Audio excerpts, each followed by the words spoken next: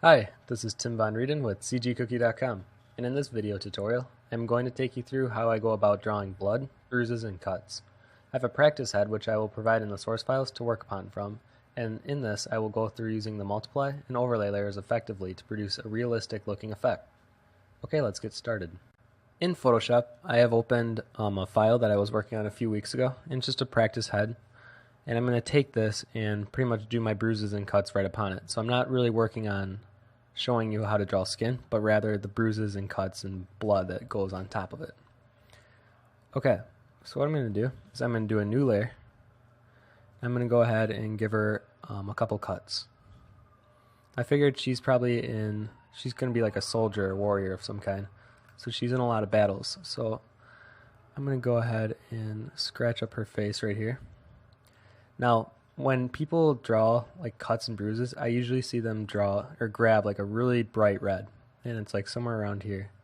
But really, this isn't that realistic unless if it's a very minor light scratch, like something like that. But for something that's deeper, we want to go for a darker red, almost black. Something around here. So I'll keep these colors on the side. I'll do a little palette.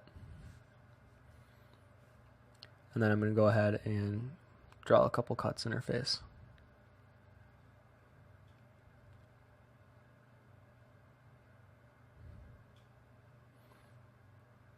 So I'm just keeping in mind how deep I want these cuts to be, but I'm definitely opening them up a little bit. So it's almost like a scratch, as if it was from an animal or something. Where in the middle, it's a little deeper and wider than where it fades out near the ends.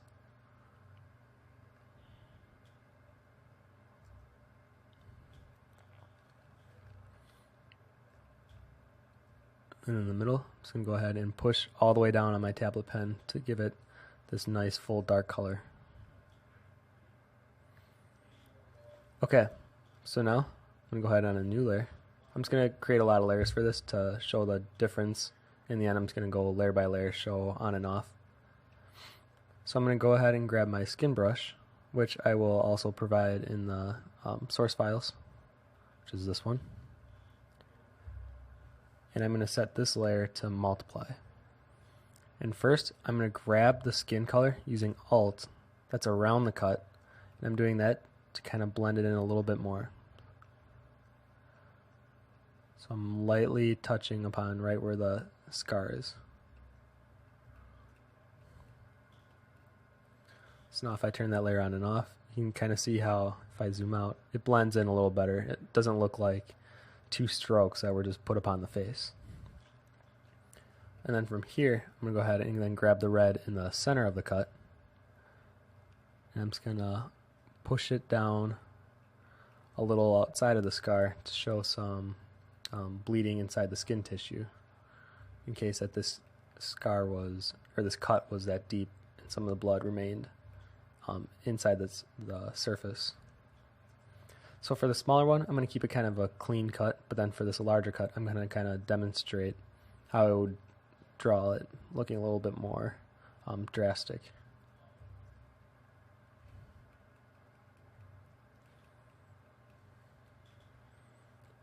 Okay, so now on my next layer, I'm going to use an overlay layer.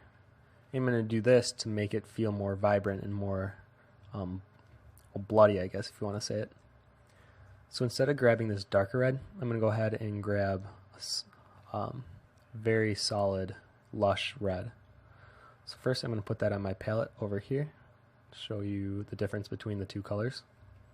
Then back on my overlay layer, if I lay it right on top. Especially I'm going to lay it really heavy near the actual cut and then kind of fade out around the outside of it.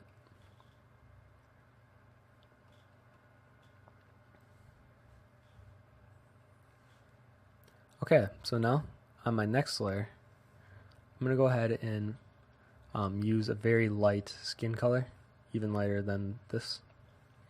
And what I'm going to do is I'm going to edge out the cut a little bit to kind of make it feel like the skin has a little fold and that the cut actually goes on inside of the skin.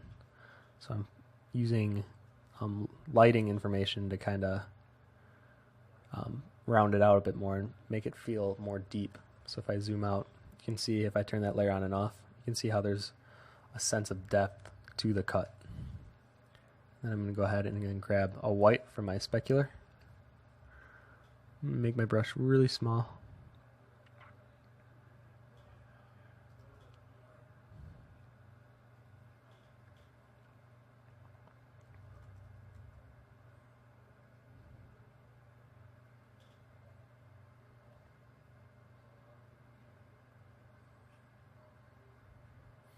And since blood is a liquid, it definitely has a reflective surface to it.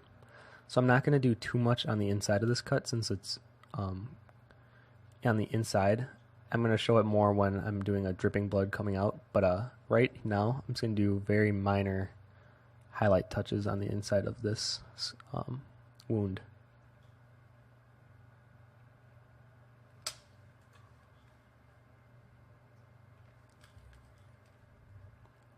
I'm going to switch my eraser tool for where I think it looks a little too heavy.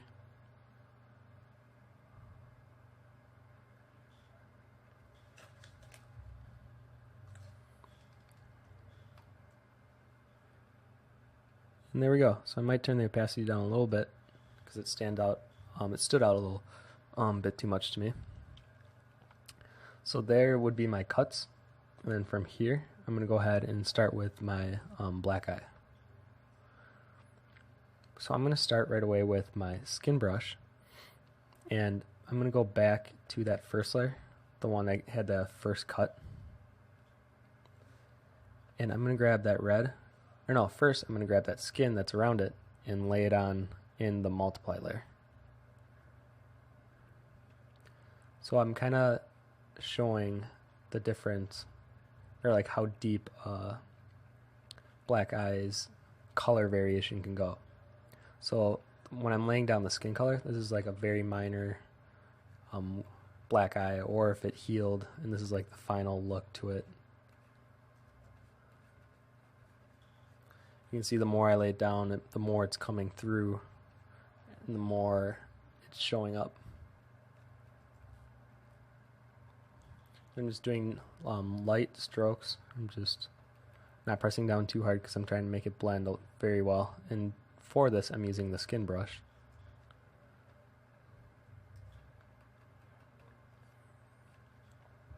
So now I'm going to go ahead and grab that first color, that dark red.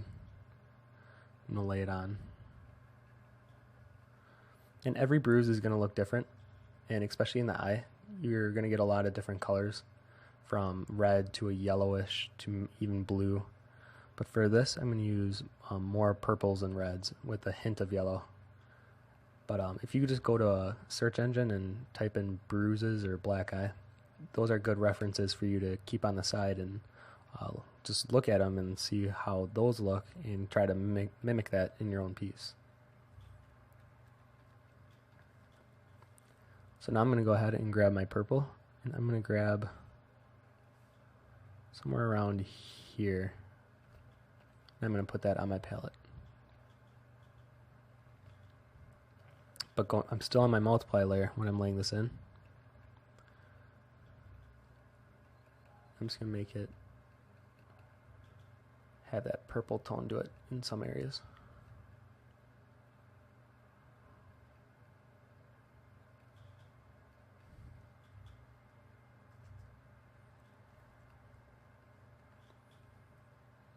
I'm getting the upper lid as well. And if some of it went into the eye, I could definitely lay it into the eye a little bit, especially if I grab my red again. I can kind of push it down into the top parts of this eye to kind of show that this whole eye really took the impact of the damage.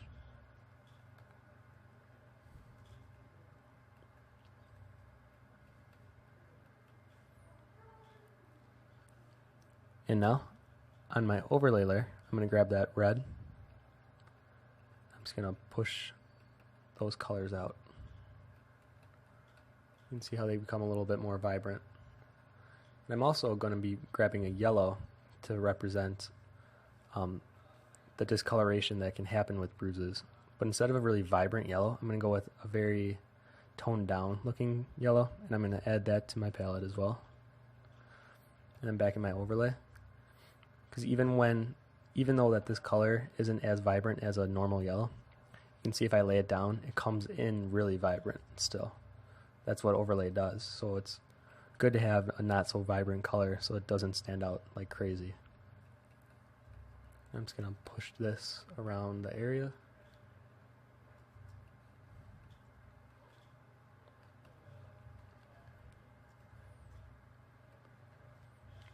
And there we go.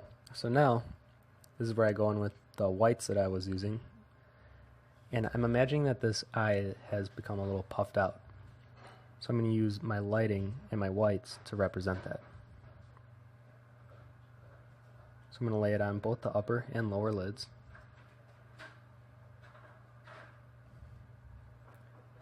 Especially on the lower one, I want to pay attention to where I'm laying this so that it works with the lighting information in this piece that I had before.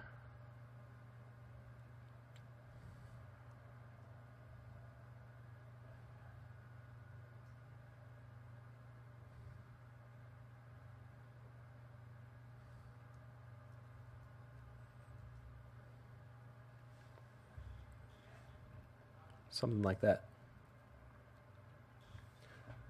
And I could zoom in even and really try to define those really specular areas right there, right in the center.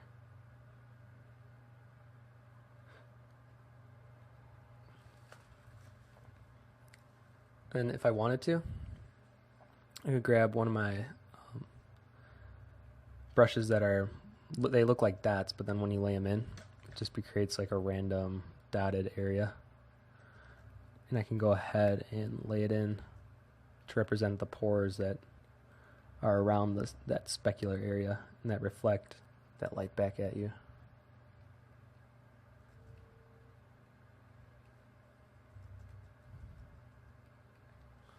Like that. Okay, so then that would be my black eye. So now if I go through each of the layers, I'll zoom in, and so original with just the cuts, the multiply layer with my reds and purples, the overlay layer with the red and yellow, and the specular layer to really make it rounded out and have more value to it. So the last thing I'm going to go through is a blood drip. So I'm going to go to my circle brush. I'm going to keep those settings on. I'm just going to have a little drip of blood coming out of this wound right here. So the way blood works is the more blood you have in an area, the darker it will be, but then the less blood you have, it'll be a lighter red. So what I'm going to do is I'm going to grab that lighter red that I chose before, make it a little darker. I'm going to put that on my palette. So this will be my exposed blood color. So it is a liquid, so I'm just going to imagine that this is coming out of that wound around the bottom of her chin.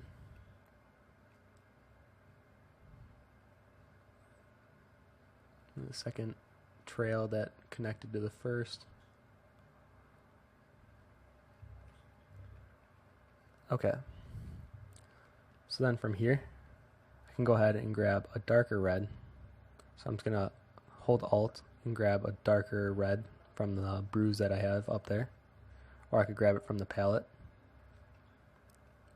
And I'm going to make it darker where the blood's collecting near the bottom of the chin. So I'm imagining as if these two lines of blood came out of the scar and not much has come out since, so it's just collecting and hardening or becoming dried near the bottom.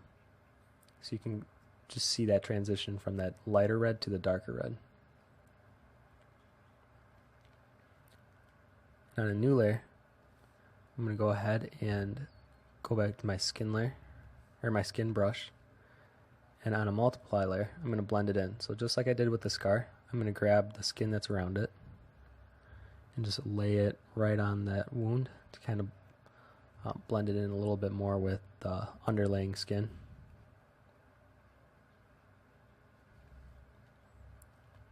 If I turn that layer on and off, you can see what it's doing.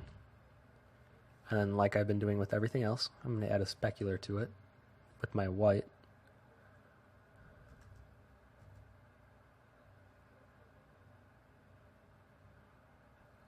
I'm just going to go down that drip.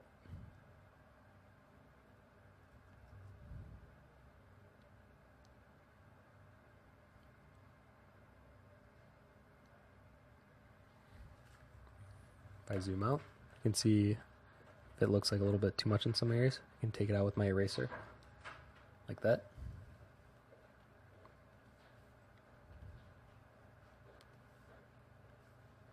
And there we go.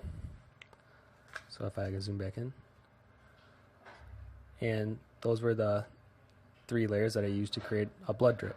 So the basic, which is the basic laydown of your reds.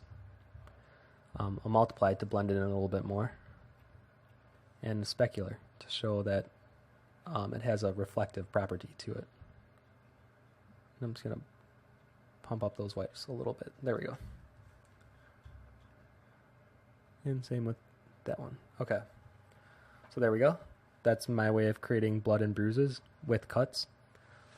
Thanks for watching. If you have any questions, feel free to leave them in the comment section below. And in the source files, I will drop off this head PSD along with the skin brush that I was using in this tutorial. So thanks for watching, and I hope you learned something.